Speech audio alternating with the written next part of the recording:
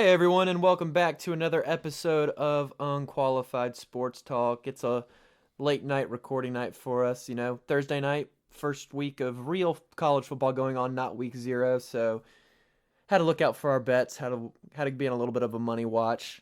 Went 1-3 for tonight, so I guess it's pretty good. But it's time to jump into everything going on in the sports world right now. We're gonna kick things off with a bang and jump right into the NFL as we always do. And this news just came out today, and I know Grant's probably excited for, maybe not excited, but happy for the guy this happened to. But Russell Wilson getting that absolute extendo clip 5-year contract, $245 million, 165 guaranteed. How do we feel about that? Not even playing a game with the Broncos yet. Yeah, well, I'll definitely say that just off the bat, I have nothing bad, like no ill will towards Russell. So seeing him make the money, I'm here for it, and I think the Broncos wanted to rip the Band-Aid off because these other teams are going to pay their quarterbacks really soon. Mm-hmm. Lamar Jackson is probably going to get a crazy deal coming up soon. He was on Twitter talking about it earlier about how they still haven't offered him. He was like talking about some rumor, but he's gonna get a bag.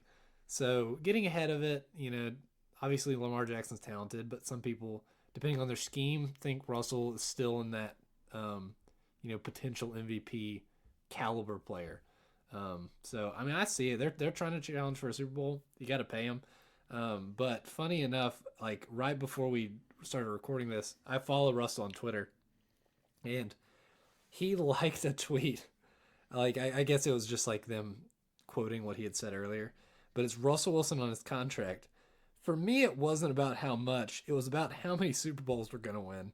That is just that's just crazy false because there's no I think shot. he's the second highest paid quarterback on a yearly basis now with that contract. Yeah, no. I just care about how many Super Bowls, bro. You're getting paid $50 million Yeah, a year. behind Aaron Rodgers.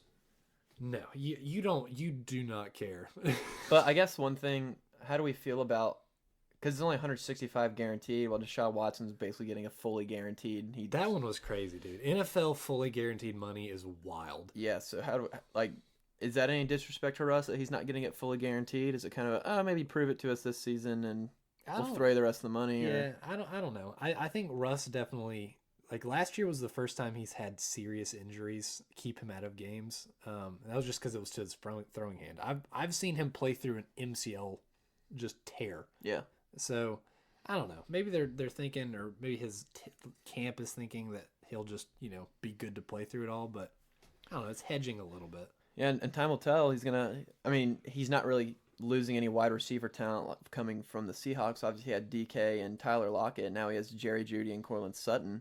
So I mean, he's not losing out on any of that. So we'll No, we'll, we'll see if he can still dude. perform to how All we right. all expect him to actually perform. I like Doug Baldwin, Jermaine Kearse, Seahawks legends. But I mean, let's be real. They weren't like ever like best receivers in the league type, and he Mm-mm. still did really good with them. I'm sure back then he was more of a game manager, but we had years where we didn't have talent. Just I mean, Tyler Lockett's good now, DK's good, but yeah, I don't think he's losing much. He's definitely got a better O line, Oh yeah, you're not which kidding. is funny because the Seahawks O line actually might be decent. This is like the only like now that Russell's gone, of course, is like when our O line looks like they might have a decent year, but yeah, no, I mean I'm happy for him. Just overall, just happy. Um, he got the bag, but that's the NFL. You got to pay the quarterbacks. You do, and time will tell to see who else gets the bag. Like you said, Lamar Judge should be next, so we'll see what happens there. But I guess going on to some cuts slash maybe cuts. We have to talk about first of all just the Raiders being the worst Yeah, at drafting of all time. I think that was one of the biggest headlines of the week around the NFL. Dude, the dude was a first round pick in yeah. 2021. Alex Leatherwood, offensive Alex lineman for the gone. Raiders. He's on the Cut, Bears now. done. Got picked up by the Bears on waivers. First round pick. I just think that whole 3 year stretch. I mean, it was all over social media, but that 3 year stretch where they just consistently took first round talent for absurd, like not maybe not even first round talent. They took guys in the first round that were just left everyone scratching their head, and they're just not good. John Gruden did it on purpose. Yeah, He had to have sabotaged that team. Dude, like Clellan Ferrell at what pick was he, like a 4 pick or something? Yeah, it was like something ridiculous. crazy. It was top 10. We know that for sure. It was crazy. And now Alex Leatherwood, who people, obviously he won awards at Bama, but no draft analyst had him going. Like he was like a round 2 guy. Like a lot of people saw him even in the 3rd. And they took him in the halfway through the 1st. It's just wild. Last year PFF had him as the 2nd worst offensive lineman in the whole NFL. So I guess there is a reason, but like did he really even have time to develop? No. But it had to have been for them to call every team in the league and for every team to say we are not trading a 7th for him. That like they gave him up for nothing. Yeah. So that has to mean that every team just said, we don't even want to. We would just rather try and pick him up on waivers if we want him, but we do not care. Is there even ever a good 7th round pick ever? I don't know. That'll be a good trivia one day. It's like who is the best 7th round talent? Yeah, because I can't even. I think Julian Edelman might have been a 7th rounder. That would be a good one. I think it's just undisputed. Like obviously it would make sense, but like undrafted, there are definitely way more better undrafted guys. Okay, Kurt Warner was undrafted. Tony Romo was undrafted. Yeah, I think. I don't know why it's the first thing in my head, but I think Wes Welker was undrafted. Makes sense. But yeah, and then just we got other. Pretty much the Raiders were the big talking point, but like just the Kenny Galladay situation in general. In specific, I saw the Giants ESPN like specific reporter today. I don't know if that was just his own opinion or if he heard other people or other GMs talking about it. They said that Kenny Galladay running routes, that he ran them like he was a mannequin. That he didn't care. Dude, they're saying he's not even going to be like his contract is too big to cut. $35 million dead cap if they cut him. Way too big to cut. It's the team, but the team can't use him, and no one will trade for that contract. Mm-mm. So he's literally going to be on the team, and he might be on the reserve roster. Like he might just be a reserve player, which is just insane. And sad too, because dude, he used to be a beast. Live update too. We're recording this when Purdue's playing Penn State. The Boilermakers just took a lead again. Yeah, dude, this game's crazy. Hook 'em. But no, the NFL is just we've got all the cuts. There have been some trades. I know Trey Sermon is now an Eagle. He got cut though. That wasn't a trade. Yeah, well, he got cut, and then the Eagles picked him up on waivers. O.J. Howard got picked up by the Texans today after the Bills cut him, which is probably a good pickup for the Texans. Yeah, honestly. The Texans are going to be they're definitely the least talented roster in football, but and least upside. Yeah, but think about it, like Damian Pierce and Davis Mills are both like. That's true. Marlon Mack also got cut this week. Yeah, so they really like Pierce, and Davis Mills is I'm a dude with a long neck, so like whenever I see other long neck brothers doing well, Mike Glennon had a long neck, but he did not do well. Mike Glennon. So no, it'll be interesting, like just to see how that, because I think they're just gonna end up being a conglomerate of just young players just trying to figure stuff out. I'm really just interested to see like the week 1 depth charts, see where these rookies are fitting in, see where some new additions are fitting in. I know we have the final rosters, but we don't have the depth charts yet. Yeah, so no, and that'll be fun there's to some see. coaches that you won't know what it's going to look like until week 1. Yeah, at Bill Belichick. Yeah, literally. But speaking of that, like looking at it now, it's exactly a week from now. Game 1. Yeah. So it is like upon us. Bills Rams, but I'm a big Bills fan, so it's revenge tour after 13 seconds last year. If you're listening to this podcast, there's a 100% chance you know what that means, so I don't have to explain myself. Yeah, but it's a revenge tour. And speaking of that, I don't know if you saw the updates, but Tavon Austin is on the Bills practice squad. Yep. That's awesome. I thought he was just gone. Nope. He originally got cut in the middle of preseason, so it kind of shocked me that he's on the practice squad. He wasn't even a last day cut. But I guess good for him. Yeah. He brings some notoriety around there. I mean, Veteran I who can kind of coach around. I would have already expected him to like transition to either like commentating or something, because he was such an electric college football I was about to guy. say he has the best college mixtape of all time. So like, I mean, and like some of these guys on College Game Day, I mean, we're not even in the NCAA stuff yet, but like, I mean, if he was on a game day thing that, you know, NBC or, you know, insert whatever. He can do better than Joel Berry. Exactly.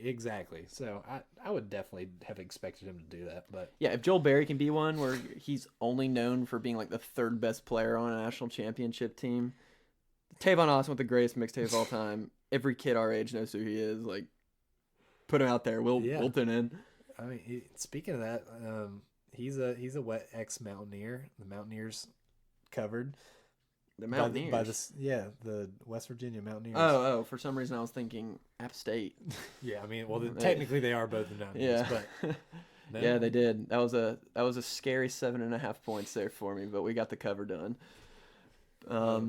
But yeah, Bills Rams is gonna have me just a big freaking game. My nails, and dude. As we get closer to the season, like, I'm just gonna say this. This might just be a horrible take by the end of it. I think the Rams are going to be that team that, like, everyone, like, I think every year in the NFL there's a team that has such high expectations, and then you have no clue how they, like, it makes sense by the end of the year where they got where they are, but, like, if you go back and look, you're like, how did that happen? Well, did they lose anybody? It's not that they really lost anybody. It's, you know, everybody getting older. They lost Robert Woods. I'm telling you, dude. Well, they replaced him with Allen Robinson. Yeah, well, I mean, the combination between Robert Woods and Odell. I don't even think that's gonna be a big thing. I think they're severely trying to downplay this stuff with Matt Stafford's elbow. Oh shoot! So, I mean, we're talking about, like, Matt Stafford was a good quarterback last year. He was like a Super Bowl champion quarterback, and he deserved every bit of it. But he still had you know, interception problems. He makes crazy throws. And so sometimes when you make crazy throws, you get put in bad situations. Now, if he's lost any bit of that arm strength, I mean, if he's having tendonitis issues before the season starts, I don't know if it's like, if he's losing arm power, that interception could go.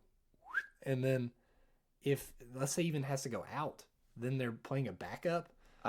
When I was looking at the backup quarterbacks the other week during preseason, the Rams were one of the two teams in the league where I didn't recognize another quarterback on the depth chart.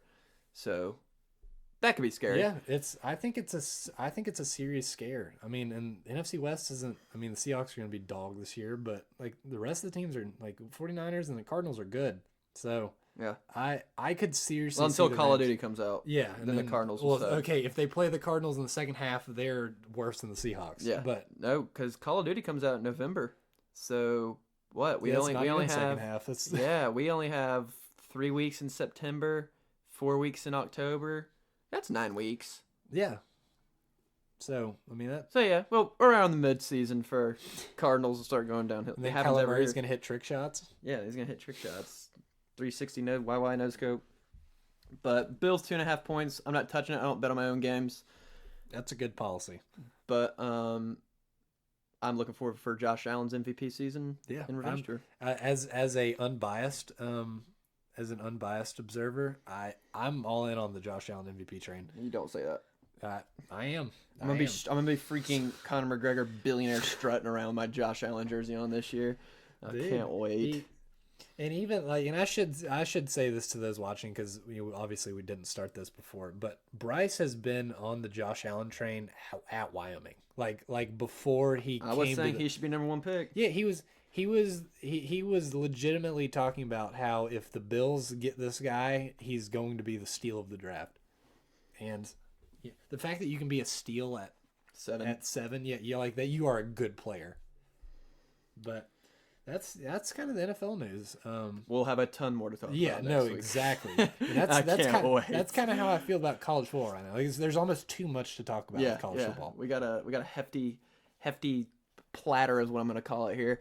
But we got to start off with the obvious. Nebraska sucks. Scott Frost was a waste. Whatever he was doing at UCF was a fluke because he was playing in the American Conference. Yeah, he beat Auburn in his last game ever there, but come on. No, and the week 0 was obviously, I think everyone got a little too excited that football was back. You got to see everybody come out and obviously having a historic team like Nebraska come and play the big first game in Dublin.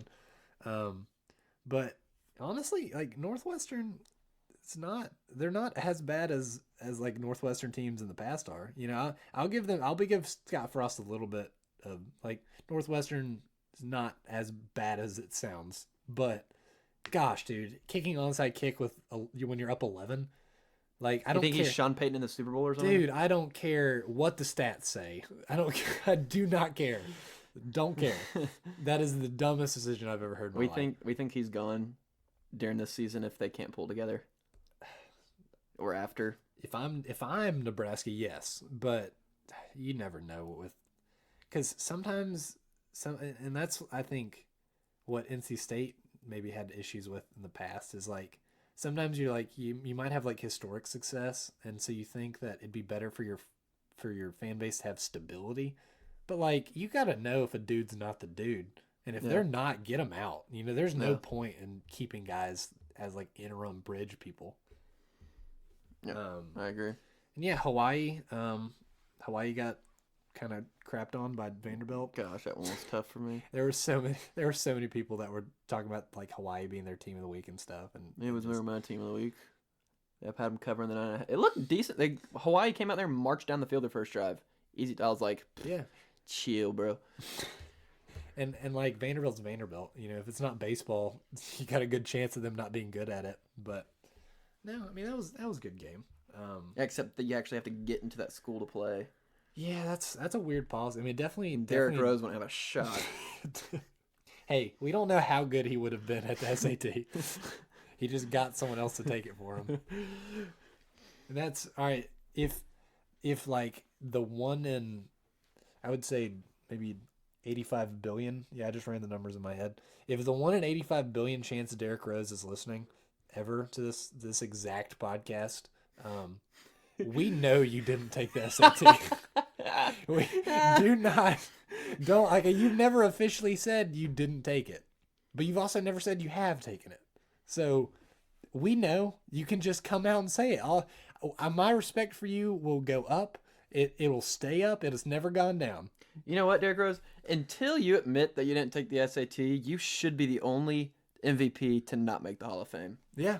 I think that's fair. I think the only way you make a trade-off. The only way you make the Hall is if you just admit it. It's like the only way the Lions will be good if they pay Megatron. Gosh, dude, they still got to pay Megatron. I know. That's the worst karma you could ever ask for. That dude stayed through them. He stayed through the 0-16 year. Cursed them. Gosh, dude, that's so funny. But back to college football. Yeah, it's the real first week. It's the first week. Gosh dang, I'm so... And really, tonight's the first real night of college. 2 great games between the Purdue and the Penn State and Pittsburgh and Mountaineers. And West Virginia Mountaineers. Thank you, Mountaineers, for covering. Their helmets look sweet. So cool, dude. That is... I've been to West Virginia. Don't know if there's West Virginians. By the way, we do not condone incestual relationships. Yeah, no, we are a big no incest podcast. Yes, that's one of our tenets. Very anti. Sorry for anybody who's pro incest. Yeah, that's not us. We'll get that political opinion aside. But yeah, like as someone who I went to the state marshal game. Gosh, it was like what 3 years ago. That was our freshman year or sophomore year. I have no clue. We played them twice. I don't remember which one you went to. West Virginia is a pretty place, and I think it's one of my funner shaped states. I just think it's really. Yeah. I think it kind of looks like a pan. It's kind of fun. But the Nears did it. They covered. They did not win the game, but they covered. Okay, sorry. When you started talking about fun state shapes, yeah, I think Idaho has to win. Idaho is a fun state. That's just has a little chimney. Yeah, and then it's like flat on the bottom. Yeah, I'm here for it. It's kind of like a house. Yeah, and then and it's beautiful. Beautiful place. Sorry about that. But speaking of things that just look the best and are the best, since it is the first week of football, I guess we kind of have to tell everybody something about us. And Grant, what's your favorite mascot in all of sports in terms of everything, looks, history, the mascot's secret abilities? Dude, all right, well, I should say I love mascots. I love just the idea of like I only think of this. There's probably for most mascots there's a human in that costume. Yep. And I never view them like that. I look at Mr. I also am gonna throw a curveball real quick. Also, your least favorite. Okay. I think my favorite's Uga, What's that? the Georgia mascot, the actual bulldog. Okay. Oh, okay, the real one. Yeah, the real one, dude. The fact that they every year, like, it's kind of the same thing with Tuffy. Like Tuffy, I wouldn't say is state's mascot, but he's just a little dog we have run out. I think it's Tuffy 3. Yeah, we're on Tuffy 3 now. Rest in peace, Tuffy 1 and 2. But like the fact that how hard they like Uga is the most purebred like bulldog ever. The fact that they have like his family tree back to like it's like something crazy. It's like hundreds of years, and I think he's adorable. I think he's adorable in the fact that like he had beef with that with the Texans Longhorn that one time, the actual Longhorn. So it was just like animal on animal. People have absolutely trampled that bulldog before. Oh, in dude. football games, there's highlights of Uga just getting murked. He's fine. He's a freaking unit. Dude, so I kind of love Uga. He, least favorite mascot. I might need to think about that one for a second. Okay. I can do my favorite and least favorite if you want me to. My favorite, it's a tie because I think it's hilarious. It's not. I think I like funny mascots more than I do serious ones. Like the Stanford Orange, or not the Stanford, the Syracuse Orange is so freaking funny. How he puts his arms there and then spins himself around. And then I said Stanford because it's Stanford Cardinal. Just it's a tree. Yeah, like they're like it looks like a they're pine not tree. a cardinal. No. And then also, I'm just thinking of this one, the Western Kentucky, whatever their little red blob is that they got walking around. Yeah, he's a hilltopper, right? They're the hilltoppers. Wait, I gotta pull up for you to see.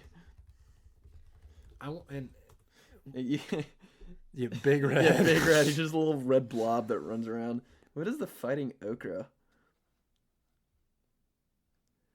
That's weird. The Fighting Okra, Delta State. Well, shout out to Delta State for being an okra. That's straight up.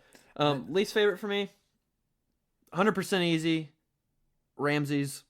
That's fair, dude. From UNC. Dude, screw that Ram. The fact they paint his like horns. He got the biggest balls on planet Earth. Massive balls. So I will give him that, but God, dude, Ramses. Honestly, in terms of originality, like even like watching today, like the Pittsburgh, like the Pittsburgh Panther mascot. It looks so generic. He looks so bad. Like I think he might be my. He looks so bad. And I'll say this too, like aren't Panthers black? I don't know what they're. He's just so generic. They could do so much more, but he's so generic. And like I love the Nittany Lion, like the fact how he dances. Like there's at least once a year the Penn State mascot will just have some viral video. Okay, I just learned something actually. Okay, a panther can refer to a leopard, jaguar, or cougar. Oh. That is actually really interesting. So that's one fun fact of trivia of the day. Yeah. How about that? Well, that's good to know. Mascots are awesome. And that's like to me that's like it is a part of football. Like yeah, they're part of everything, but like just the mascots in general, like they're shown every touchdown. Like they're just so interconnected, and not even NCAA related, but like the NFL mascots, Poe, rest in peace, Poe. Gosh, dude, rest in peace, Poe the Raven. Poe the Raven, the Raven. If you're not familiar, the Ravens mascot was playing in a halftime like kiddie game, and he absolutely obliterated his knee, just busted his. I don't even know what it was. He had to get carted off. He's out for the season. They're holding open tryouts according to Schefter. He's out for the year. but and respect to him, he kept the costume on. I like to The whole think, time. The helmet wasn't even, or the head wasn't even off. yeah, no, I'm serious. I'd like to think that he got surgery in the Poe costume. I hope, dude. But yeah, no, week one we've got. I mean, it's like really back. Like it is. I was looking at game say, like I just hadn't. I guess this week, like I obviously knew it was back, but I hadn't really looked at like the matchups. There are some freaking big matchups. There are, dude. There's 3 really big ones, I would say, or really 4 between the Georgia-Oregon game, which, okay, we have to talk about Georgia for a second. Yeah, a ton of hype. What, they're number 3 preseason? Yeah. They lost to 9 starters on defense. And I know they're like Alabama where they can reload, but regardless, like 9 starters on defense is ridiculous.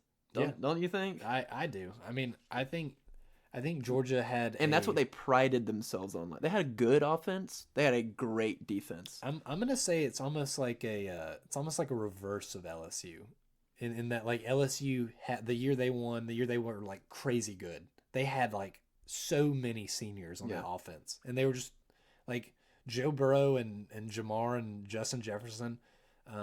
They would just go out there and blitzing people to death. I think the same thing will happen to Georgia. Like LSU. I mean, obviously they had like some Ed Oregon stuff after Joe left, but Go Tigers. No, but I think Georgia, they're definitely, it's gonna be there's gonna be a learning curve. Tavon Walker and all the leaders they had on that team, Jordan Davis, he's gonna be a freaking hoss in the NFL. Like losing him on your team, you're definitely gonna take a step back. I mean, that's just regardless. So I do want to give a shout out happy birthday to the only player in NFL history to be in the Transformers 1 movie in terms of a jersey. Happy birthday to Clinton Portis. Happy birthday, Clinton Portis. Hey, what did he turn today? I don't remember, even though I just looked at it. 41. Dang, dude, that just means we're getting old. Yeah, well, I'll just tell you some other. Jason Taylor, Hall of Famer. Happy birthday there, turning 48. Cam Reddish, Sidney Rice, Calais Campbell, Tim Hardaway, Kofi Cockburn, Miles Plumlee. We got a lot of birthdays today. Yeah. Josh Okogie. I don't know who that is. Probably a baseball player. Sounds like one. He's a basketball guy. Oh. But yeah, no, I and that being said, like I still see Georgia. Like Georgia could definitely make the college football playoff. Yeah, but for me, it's the scales are kind of shaky. If you ask me. Absolutely. I mean, the reason people are so high on NC State this year is because we're returning 10 out of 11 starters. So don't you think like the inverse would worry people? I think Georgia will probably win their side of the SEC, go to the SEC championship, lose, and then still make the college football playoff. I hope not, dude. That's just like we should just pencil in there's going to be 2 teams from the SEC every year. Yeah. That's just. And then matchup number 2 we like is number 23 Cincinnati at number 19 Arkansas. And this one's actually a pretty interesting matchup. Yeah. Cincinnati, playoff team last year, got blown out, but who cares? But I mean, they lost to everybody. Desmond Ridder, Sauce Gardner. Yeah. Pierce, what was his name? Their big receiver. I mean, he caught it was like something absurd. He had like 50% of their like receiving yards or something. Well, dude, Arkansas, Treylon Burks, 70% of their passing offense. That's wild. Gone, evaporated. They're still 19th in the country. So yeah, I mean, they still have their quarterback though, right? It doesn't matter, dude. You're losing 70% of your passing offense. That's fair, but that their quarterback, he is a big dude. Like big quarterbacks in college football, just being able to run. I don't know. I think Cincinnati kind of suffers from like maybe because I just remember when UCF had that crazy year where they thought they were national champions. Like what did they do the year after? You know, I think when you do like smaller teams like that, they might have a crazy year where they really develop some prospects. But like if you're not getting that influx of talent like the Bamas and the Georgias are. Cincinnati did get a lot of transfers in, which is good. Well, that's good. I don't really know anything about Arkansas, but I think this is going to be the battle of the two teams in the top 25 that I can say got significantly worse. Yeah, no, I So- think that is the perfect way to describe that. So this one's going to be interesting. Like, would I be surprised if Arkansas comes out and wipes out Cincinnati? No. Would I be surprised if Cincinnati comes and wipes out Arkansas? Probably not. Yeah, It's gonna be weird. It's gonna be weird. I think whatever happens, I'm gonna be like, yeah, I could see that happening. So, Or we just get a really tight game. I could see that happening. Yeah, exactly. We got all of it. Yeah. So who knows? I think Arkansas is, what are they? I guess I didn't write down the odds, so that's on me. But they're a slight favorite, I think. Yep, no idea. Okay, moving on. Big game of the week. Notre Dame. Ohio, oh, you have the odds pulled up? Yeah, no, pull it. You can talk. Okay, yeah. Big game of the week. Number 5 Notre Dame visiting number 2 Ohio State. I think Notre Dame is very overrated each year. So I'll just go ahead and tell you my prediction. I think Notre Dame's gonna. dude, they're like 17.5-point dogs. Yeah, dude, they're like that. I think that's a decent line for Vegas because, like, obviously Vegas, they got hedged for both of it. Like, is this actually the year where Notre Dame is really good, Yeah. or is this just same Notre Dame? I think it's the same Notre Dame. I don't think they've done like anything to They warrant never do anything to to warrant. 5 in the nation, dude. I mean, I guess congratulations, week 1, you get a chance to prove that you're number 5 in the nation going against the team that a lot of people thought could be number 1 going in. Yeah, Ohio State's good. They're ridiculously good. I mean, the flip side of it, this is a great opportunity for Ohio State to blow out the number 5 team in the nation, which I think if Notre Dame gets blown out, Dude, it's not going to be a good they look. fall out. Notre Dame falls to Because they got a slate, like a very tough schedule coming up. yeah. Well, and just like even coming up, but just like their whole schedule. I mean, they have to play Clemson. I mean, I think they play Miami at some point. yeah. I mean, they're not gonna. I mean, I see this Ohio State team making the playoff, and I think they're gonna run through the Big Ten. Big Ten's good. Mhm. Like I think they're gonna beat the brakes off Michigan. Obviously, that game's gonna be into the season, and injuries Okay. can play into it. But Maybe I completely lied about them having a gauntlet of a schedule.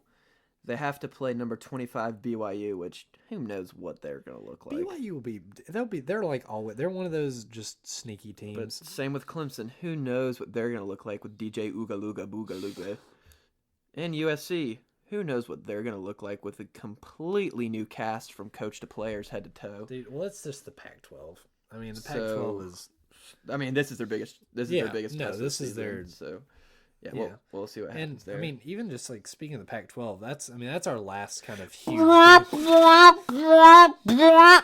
Upset alert. Oh gosh, dude, it rightfully so. Utah, Florida at the Swamp. That's upset alert if I've ever heard. 3-point dogs. Florida is at the Swamp against a team in Utah who, I mean, I'll fact check it, but I believe that they haven't won a non-Pac-12 game in like 4 years. I mean, dude, there's no way they have to be playing like the Citadel at least once every 4 years. Yeah. So I mean, I just don't see it. I mean, I think every year Utah, they go and dominate the Pac-12, and then they're just mid. They're just mid outside. And a lot of people had them in their top 4. They're probably in the playoff. There, they beat Weber State last year. That probably Power 5. I think Power 5. They actually outside. did lose to San Diego State. Okay, we have to believe in San Diego State now. That was one of my picks for this week, but I was kind of skeptical. They were top 25 last year. Let's shout out San Diego State. Yeah, what? Power 5. Yeah, Power 5 outside the Pac-12. I'm pretty sure is just I mean, have awful. they even played anybody? Or yeah, I think it's been for like 4 years since they've had a Power 5. That's ridiculous, man. So yeah, I don't believe in them. And all right, think about this too. Florida was winning. They were winning games last year with like probably the most toxic locker room in college football. Mm-hmm. Like their starting quarterback was partying in the hotel rooms on Fridays. And then their players are throwing shoes. You remember that last year? I don't think I do. 4th down to beat Dude, LSU. okay, I do remember that. They stopped them, but the guy's shoe falls off, and the Gator guy picks it up and throws it to the other side of the field. What an idiot. Dude. That's so funny, man. Yeah, but no, Emory Jones was the quarterback last year, and he was like, from what I've heard from everybody, like that's like been around the situation, he was just a cancer to the team. Like he was just so. I think they can only go up, and I think 3-point dogs at the Swamp is just crazy to pass up. Yeah, but my only worry is that Utah came into one possession of beating Ohio State in a bowl game last year. Like they're a very legit team, which That's is true. why they're on upset alert. But is my money going on that?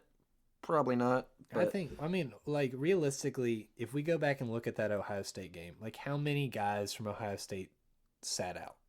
I mean, it was a New Year's Six bowl, so I'd assume probably none.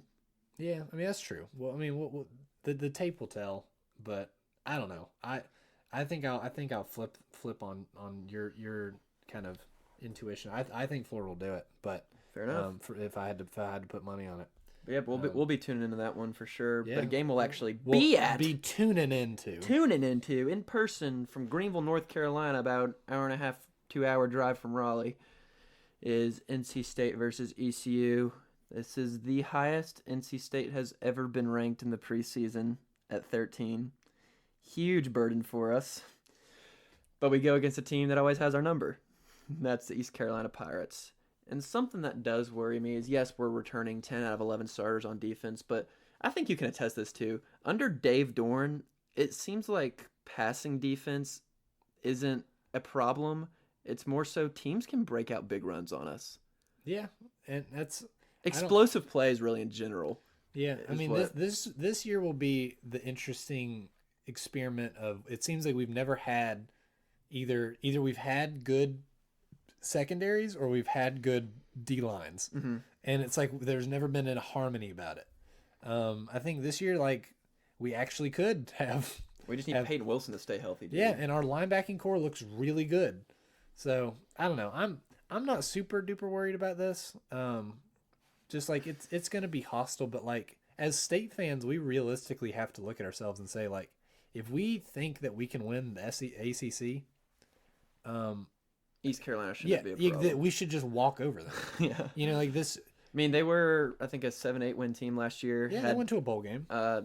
Between all rushing yards, they had over 2,000 last year. Yeah. So, I mean, there's some talent on the team, returning running back and quarterback that put up those numbers, but we'll see. Yeah, we'll see. I don't know. I think we're an old enough team that we're gonna go in and we're gonna act like we just belong there. So, I mean, my one question mark is at running back. We lost Ricky and Bam Knight. Yeah. Shout out Bam Knight. Made the roster for the Jets. Congrats. Over Tywin Jones. He used to play for the Bills. Only reason I know he is. So yeah, team of the week. NC State, baby. NC State. We believe in you. You should believe in yourself. It's gonna be a fun one. I mean, it's a noon game. Noon game's always kind of on ESPN. Tune in. Yeah, tune in. It's gonna be a hot one. I just know it. I haven't looked at the forecast, but noon game for start of football season is always freaking hot in North Carolina. We're pretty up there on the lower level though, so I'm hoping that we're underneath the. Oh, dude, if we get a little bit of shade. If we're underneath the balcony part, so. I promise I will bring back a funnel cake alert. Pretty much every college football game I go to, I eat a funnel cake. I mean, it's like a spice of life, you know. You got to enjoy it. Anyone wants to buy a ticket, we have one available. Well, maybe. Maybe, really? Maybe, yeah. Okay. I will get a definitive answer tomorrow. Okay, sweet. I love to hear it. But that's college football. We're so excited it's back. It's something for us to look forward to and to bet on and to throw free money at. Even just today, which is like a Thursday, there were so many good games. I had to make sure my calendar was clear at freaking 7 o'clock on a Thursday. When does that happen? But moving right on to NBA. Really, there's only one thing that happened this week. It was a pretty big thing besides, obviously, LeBron James and his sons getting on the cover of Sports Illustrated. Donovan Mitchell traded to the Cavs in I'm gonna call it a shocking trade. It's a blockbuster trade. Did anyone think that the Cavs were contenders for Donovan Mitchell? No, it is another episode of he's going to the Knicks and then he doesn't go to the Knicks. Goodness, every player, Zion, Kevin Durant. That every single player that is ever like unhappy with the situation are just linked with the Knicks, especially if they like, it's the most like generic question ever. A reporter comes up to ask him, "How would you feel about playing in the New York market?" What is every athlete going to say to that question? Yes. It's the biggest market in sports. Between that and LA, everyone's going to want that. So that's just such a BS question. It is.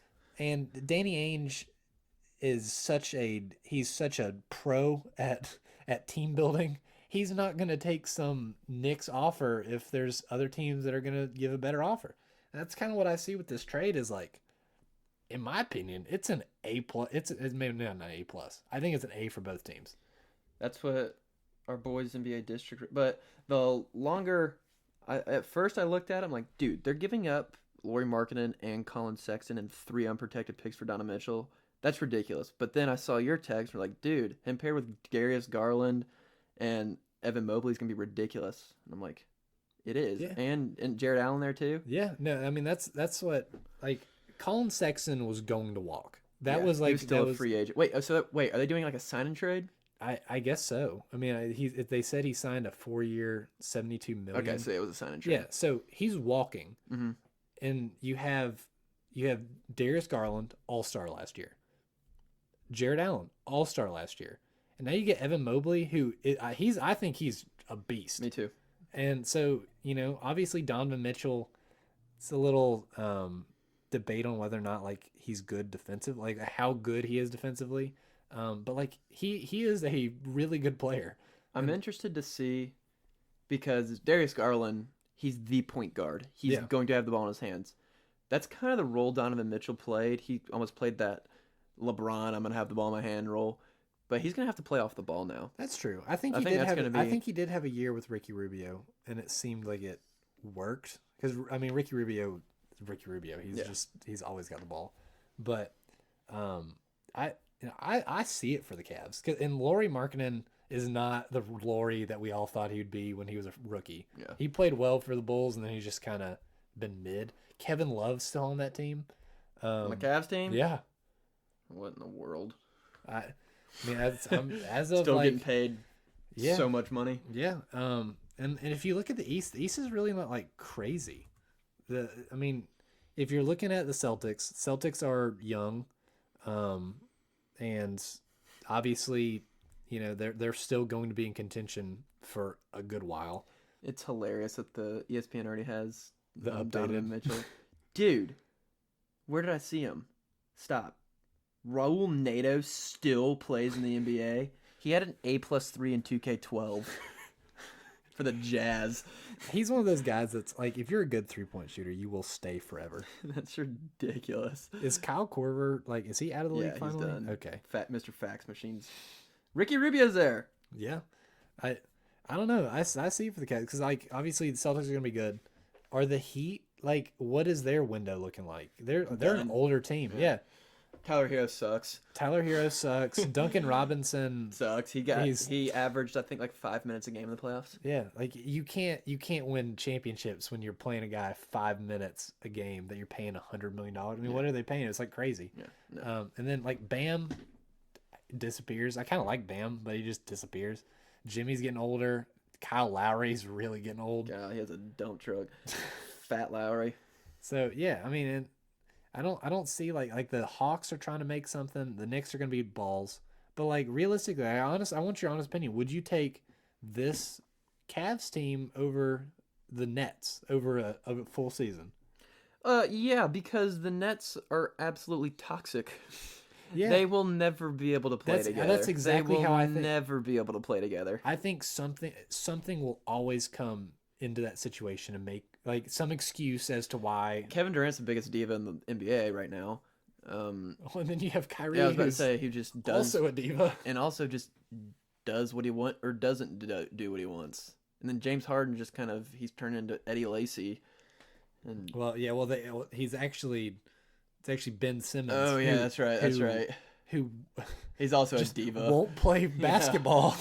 So yeah, I'm done with the Nets. I'm done with that. The fact that like the GM sent Ben Simmons text, it's like, hey man, might need you to play in the playoffs, and he was just no. He's not even injured. That was the thing. He wasn't even injured. It was a mental thing. He needed mental time away from ball. I think he's a top 20 player in the NBA, but it's annoying. Yeah, he's got to play. So I don't know. I see this Cavs team as like, you know, they might not win a chip immediately, but those guys are only going to get better. Yeah, they're all young. So and that's the NBA. It's still just kind of just true ball and dude, NBA offseason's so boring unless there's a trade like this or a random signing somewhere. Nothing happens. Well, There's I mean, to nothing be to fair, get excited about. Pat Bev is going to be a Laker. Actually, we didn't talk about that. I have to like him, and I don't want to, dude. The fact that like the Lakers, they were talking about they're planning lineups with both Russ and Pat Bev. Can you imagine them both squaring up to somebody? Dude, well, they hate each other. I'm more worried about them squaring up to each other. Like they'll get over it. They both said they're excited to play together. I think you have to say that at this point. But if Pat Bev would not say that if he didn't mean it. That's true. I will. Black Air Force dude's gonna say what he wants to say. So, but yeah, I mean, other than that, it's just we're just kind of chilling. Mm-hmm. But we do have a big card this week for UFC. I mean, it's the first card ever in Paris. Yeah, it's not a very deep card, but the people who are ending it and getting it exciting it's two banger fights. First one is co-main events: Robert Whittaker versus Grant's favorite fighter in the UFC. Yeah, right. Marvin Vettori. The literal human, like the human version of an orc from Lord of the Rings. Did you watch Lord of the Rings today? I did not. Okay. I mean, also, I did wake up really late today. True, that's true. But that's gonna. I mean, what fight? What does this play in the middleweight division? Like, what happens with the person that wins this fight? I mean, Whittaker's going to win. Whittaker is going to beat Marvin Vettori. And nothing will happen. Like, Whittaker can't get a title shot right now. You see, he wants to move up to 205 after this fight? I think, yeah, I did see that. But I think the best thing that could happen to Whittaker is he wins this fight very convincingly, and then Pereira knocks the ever-living piss out of Izzy. Enough to where they don't even want to give Izzy the rematch, because I mean that would have been the third time Izzy's lost to him in combat sports. Yeah.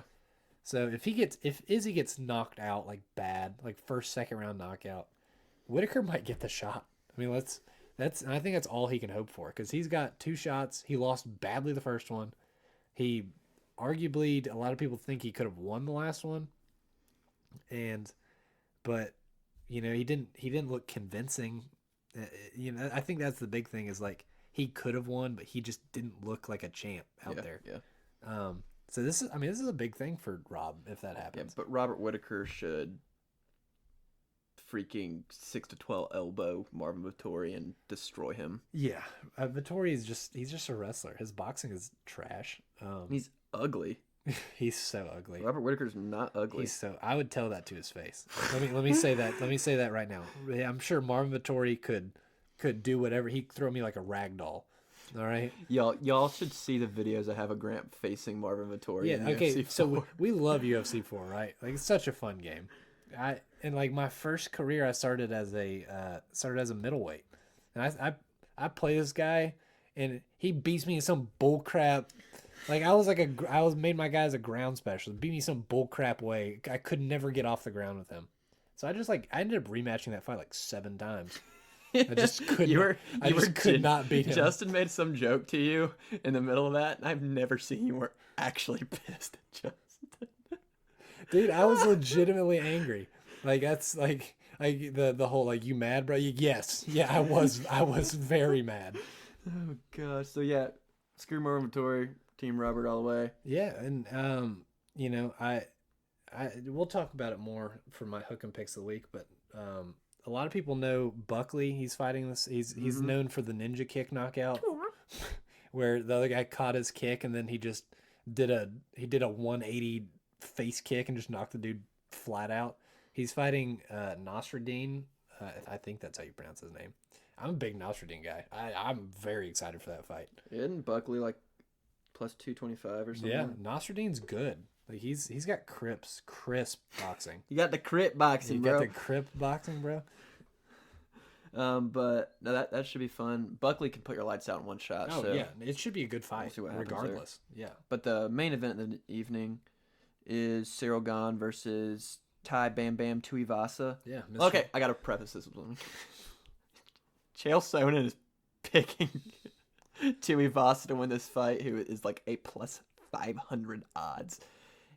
Yeah, but dude, he also picked Korean Zombie. I mean, like, you know what I'm saying? Like, to me, like, at least Bam Bam has a chance. Oh, like, if there's a punch, okay, Korean Zombie didn't have a puncher's chance. no, he had no shot, Bam Bam does have a puncher's chance. He can knock you out in one shot, dude. But Bam Bam fighting Derek Lewis is the only time I've ever watched a fight and seen a man like Derek Lewis is known for his knockout power and just being able to just knock out anybody.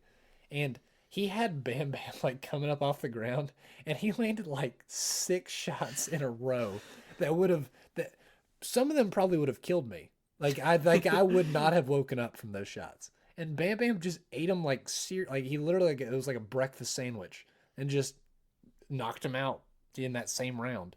So I don't know if he's human on some level. I think his biggest fear in this fight is Gane will just pick him apart, never give him a shot. I mean, that's exactly what Gane's going to do. That's my prediction. Yeah, Gane's not going to try and knock him out because I don't know if Bam Bam can get knocked out. Over under this fight's 1.5 or 2.5 rounds. 1 or 2.5. I would definitely take the over on that. I think me too. I don't expecting Gane to win. Like, yeah, if you expect Gane to win, absolutely hit the over. That's absurd. So yeah, but Chael, he's always wrong. I like Bam Bam every single time he's wrong. I like Bam Bam, but he's not gonna win. I will be so happy if he does, just because like that's gonna be hilarious. He'll get a title shot, and he's awful. He's not a good fighter, no. Technically. But yeah, so we won't be able to watch it though because we'll be at the game, but it'll be fun to keep up with. Yeah, it's an early card, isn't it? Yeah, it starts like 1. But quick golf update. Yeah. PGA, and for just an update from our last episode, PGA decided to pay some people. Yeah. Congratulations. Congratulations, PGA. I'm glad that you're coming to your senses, that you can't just do nothing. You can't just have a monopoly on the market and expect to have it forever. Yeah, exactly. Yeah, and this had to happen. It's a, maybe you won't finally lose your guys to live. I mean, Cam Smith is, I don't actually know what's happening with that. I'm pretty sure he's going, like the tour season is over. Mm-hmm. But Cam Smith is the number 2 golfer in the world right now. And he's like 25, 26. So Cam Smith he's probably the best player to leave the tour. I mean, definitely like right now, but maybe ever at like this point in his career. So yeah, they need to figure something out because like Liv is going to figure it out if they don't. So this was well needed. It is, and we got our man of the week. Yeah, everyone. Man of the week, Rory McIlroy. They had the tour championship, like the actual one. And because the way that's structured is you get like an aggregate stroke, like depending on your point finish, you get like so many extra strokes above everybody else. He just played some freaking damn good golf. He was I think 5 shots back of the lead. 6 shots back of the lead going into the final round, and Scottie Scheffler absolutely choked it. Dude. Choked it. And this was for $18 million. I mean, obviously he still won some like a good chunk of change for coming in second, but it was so bad. Like Rory finished that final putt, and he went over and walked to to Scottie Scheffler's dad, and said like, "I'm so sorry for beating your son." like how do you take that? And he like went over to Scottie after that, and I was like, "Yeah, man, you're gonna have a long career and stuff." But like, if I'm Scottie, I don't know. I'm not a pro athlete, so I don't know what it's like. Yeah, sorry, be born with a clutch gene or something. Yeah, or just like stop getting so nervous. It's like when fighters are like all buddy with like after you lose in a competitive setting, like I don't know, I feel like I just want a second to be by myself. Cam Newton in the Super Bowl. But Literally. yeah. So Rory, man of the week, $18 million Congratulations. for 4 days of work. Congratulations, being man of the week. And Grant, I'll let you take MLB and soccer real quick. Yeah, I mean, there's not much to really talk about other than I guess there is, but maybe not for what we're always after. But Aaron Judge, he's on the hunt for the home run record for the AL. Man's at, I think as of right now, he's at 50 home runs, and he's just climbing. We still have like the full month of September and part of October coming up. So like, he could really do. He's just got to get to 63. Just get to 63. I will love to see a home run record break. That's it. Yeah. Cardinals are going crazy right now. Albert Pujols is closing in on 700 home runs. The fact that he might be on some roids, realistically. Like I thought Albert Pujols' career was over 2 years ago, and then all of a sudden, after like right before the home run derby, he starts playing some of the best baseball he's ever played in his life. It's sussy to me, very sussy to me. But yeah, Cardinals are playing great. Braves are within like 2 of the lead in their division, with the Mets. I mean, that one's gonna come down the wire. Purdue did not cover the 3.5. Damn. Damn. How did they let them score 2 touchdowns in the final? Gosh.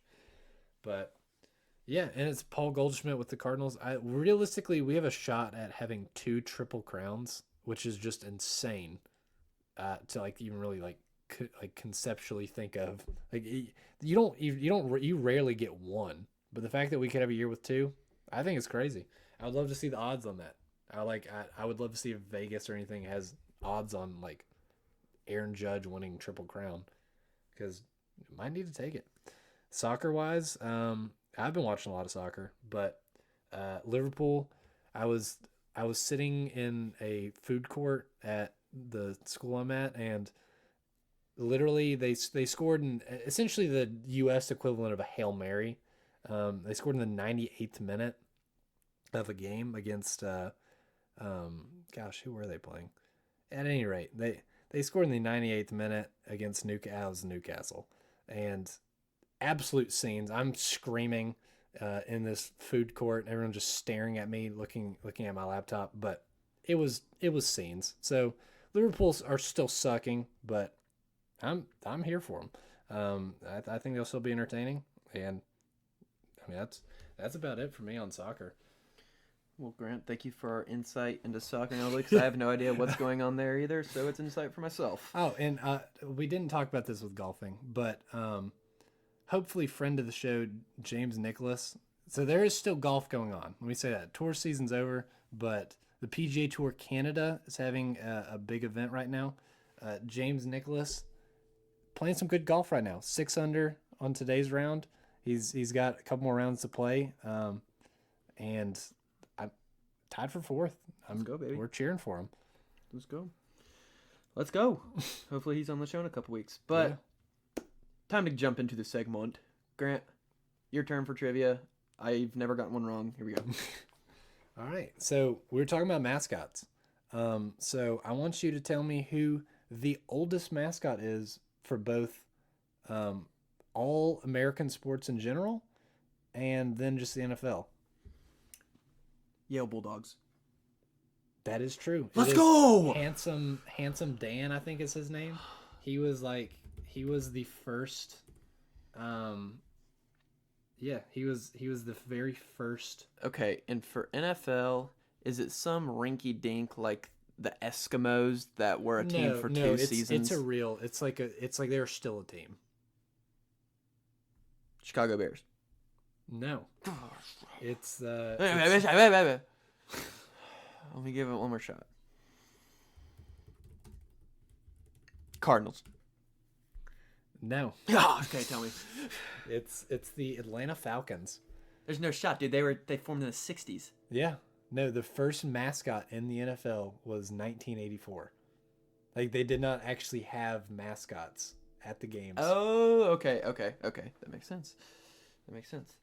I was thinking... Yeah, just, like, having a mascot. Having a nickname. Yeah, no, okay. no. Like, okay. And, dude, let me... Like, I'll pull it up, and it might not we might not get to it on the show, but like how the old mascot is disgusting looking. Is it worse than Yukon? No, but you know what I'm talking about, right? Just yeah. a dog that looked like a 4-year-old drew. Have you tried this before? It's an awesome knife. It's a sweet knife. Yeah, dude, Freddie the Falcon. Gosh, this is not the article I was looking for, but he's so old. he's just disgusting looking. Well, dude, I got 50% right. Let's go. No, I'm actually really impressed with the pick, because like how the frick did you know about Handsome Dan? I've never heard of him until I looked it up. Well, I just knew Yale's like old. Yale is freaking old. But now it's time to get pumped up. Get pumped up. Get pumped up. It's time for the Hook'em Picks of the Weeks, everybody. Okay, Grant. Your Middle Tennessee State Bucking Broncos. What's their mascot? They're like the Raiders or something. They're like the Blue Raiders. Okay. Well, they're going against James Madison University. Middle Tennessee State's plus 6.5. Yeah. The fact that like James Madison is an FCS powerhouse, but now they're in the FBS. And I don't know. I really see them like struggling, at least maybe not for the full game, but I see at least a half of football where they're legitimately, trying to get used to, like, you're not just playing an FBS school, but you're playing them like week 1. And it's like, this is showtime now. Well, the thing is, yeah, they're an FCS powerhouse. Also, Middle Tennessee State's borderline FCS They're school. bad. They're bad. So, and let me preface that. They were like, in terms of offense, I think they were 12th in their conference. So Middle Tennessee is not good. See, that's why I would tend to lean toward James Madison this, because they're going to be absolutely pumped out of their minds to be playing their first. I agree. But the points, the 6.5, like, it's a touchdown. I mean, yeah, but I don't know. I think James Madison can win. I don't think it'll be convincing. Fair. And then we kind of talked about the Florida +3 against Utah. I think you guys know where we stand. Yeah. I mean, it's the swamp, dude. It's one of the hardest places to play in college football. Okay. I think it stands for itself. Let's see this one. I haven't dug into this at all. North Texas at home versus SMU. Yeah. All I know is I had North Texas covering last week, and they did. I don't know if I'll ride that wave. I'm not super familiar with them. I just knew I liked their matchup last week, and I don't even remember who they played. Yeah. Well, a little tidbit for everyone. I am a kind of a UTSA fanatic. Just solely because I have a NCAA dynasty franchise with them. So and they had their best season to date last year. They lost to North Texas. That was their only loss on the year. And the fact that North Texas kept a lot of starters, and I think SMU is always overrated. So the fact that they're giving North Texas 11.5 points at home, North Texas, they play really well at home statistically over the years. So I could see some maybe not upset alert, but I think 11.5 is a good. I mean, you can give up a touchdown and a field goal. I'm riding it. Fair enough. What are these teams? What is Nasruddin and Buckley? That's not football. Oh. I was thinking, what in the world is this? Okay, explain yourself here. Yeah, no, that's my French boy. That's Ninja Kick versus French guy. Oh, I thought it was like some. Okay. Yeah. Okay, I'm here. Yeah, no, I'm focused. I'm focused. Yeah. I'm taking Nasruddin. I think he's just going to be better than Buckley. I think he's so proficient on the feet. He's Cyril Gahn's training partner. Okay. I think he's just gonna be better than Buckley. Buckley, I don't know if he'll have what's his name, Detroit Urban Survival as his corner man. Bryce did a magic trick. I'm not gonna have any part in this. I won't touch this. I'm scared. This fight scares me. Yeah, I mean Buckley he's literally Ninja Kick guy. Yeah, he can knock people out. Yeah, but... I won't touch it. Yeah. I guess I can go on to some of the picks I like. Yeah, go for it. Virginia Tech at Old Dominion, which I think it's weird that Old Dominion got a home game against Virginia Tech somehow. Whatever. I thought they came to Virginia Tech so they got money. There's no way Old Dominion's giving Virginia Tech. Okay, that's beside the point. But Virginia Tech, yes, they're not very good this year, but they're an ACC school. Yes, last time they played Old Dominion, they lost back in 2018, I believe. That's when never mind. But yeah, I don't. But I agree with you on this bet. they're -6. It's less than a touchdown against Old Dominion. Yeah, I don't care if you're a bad ACC team. Chances are you're not worse than Georgia Tech or Boston College. So give me the -6 Virginia Tech at Old Dominion, -105 too. So you're not even gonna have to go the full -110. App State +1. Yeah. Against UNC at App State. What? At +100? UNC sucks. That defense was getting carved up by Florida FAMU, Florida A&M University. They had note 20 starters out of the game. I should note Vegas they heard you thinking about this pick. The line has App State is a -1.5 point favorite now. I checked this line an hour ago. I know. And look at it. -1.5 App State. At -115? Yeah. I didn't even pull the trigger on the pick yet. I was waiting for my returns tonight. Frick! Okay, Yeah. well, I still probably like App State at -1.5, but I don't want to talk about it. Yeah, but I mean, just it's absolutely the case. Is that like I think Vegas and the bettors are seeing that UNC is just not reliable this year. Freshman quarterback, App State, 4-year starter, started at Duke, went to Clemson, now at App State for 2 years. Veteran. I like App State. Okay, this one, I know I kind of talked about my concerns with Georgia. I have Oregon +17 versus Georgia at -110. I can see it. I mean, Bo Nix that's a lot of freaking points for. Isn't awful. They beat Ohio State last year. Georgia lost 9 starters on defense, like I said, which is probably going to bode very well for Bo Nix in his first start against Georgia. Yes, he struggles against Georgia, but it's not the same Georgia team. I'm going to be real. And then I have to go to my special pick of the week, and this will be a reoccurring thing. This is the first time I'm going to say this out loud to an audience, but I went 8-0 betting on Rutgers last year, whether that was for them, against them, for the spread, or for the over-under, against the over-under. I'm good at betting Rutgers football. This week we're starting off Rutgers at Boston College. Over-under set at 48 points, and I will be taking the under in this game. Last year, Rutgers was 120th in the nation in total offense. Boston College 93rd. Rutgers has a good defense. Boston College has a decent defense. Is it going to cancel out? Absolutely. And I think this is a race to 17 points, and I'm not kidding. Over-under's at 48. I'm saying whoever gets to 17 first, maybe we'll see a 24 points in there. But I think max amount of points we're gonna get here is 24 to. My line is. I think it's gonna be. I didn't think about this, so sorry guys. It's off the rip. Yeah, it's off the rip here. I'll go 20-17 Rutgers final score. Rutgers is a +7, so if you want to get on that too, I think Rutgers is the better team here by a decent margin. Not a decent margin. It's better than +7. But yeah, won't be an exciting game, but I will be all over it, man. I'm gonna be making so much money while y'all are sitting there betting on Rutgers. Well, while you're talking about it, it just makes me think like maybe one of the more underrated bits of college football is games that I can only describe as are like only a bettor could love that game. Yeah. You know what I'm saying? Like that's what like some of these games come down to is like, why are you watching this? Like it's going to be an awful offensive game.